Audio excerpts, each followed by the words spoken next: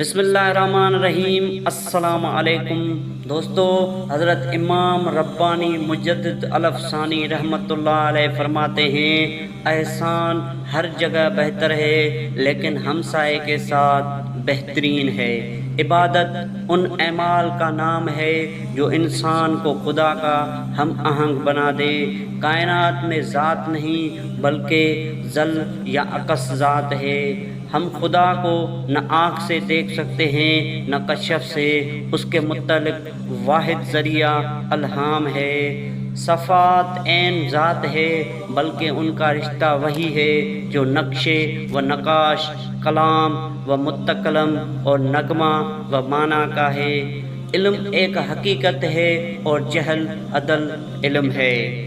دنیا دار اور دولت مند ہی بڑے بلا میں گرفتار ہے کہ دنیا کی عارضی مسرت کو دیکھتے ہیں اور دائمی مسرت ان سے پوشیدہ ہے۔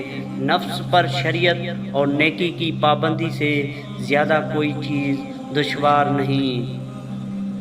دنیا میں آرام کا خواہاں بے وقوف اور عقل سے دور ہے۔ متکبروں کے ساتھ تکبر کرنا صدقہ ہے۔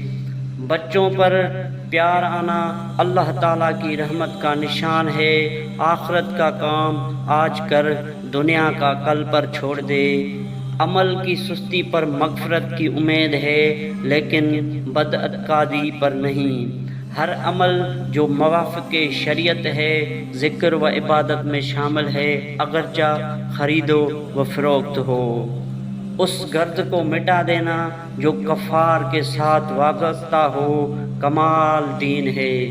دوستو، اگر ویڈیو اچھی لگے تو چینل کو سبسکرائب ضرور کر دیجیے گا۔ اللہ حافظ۔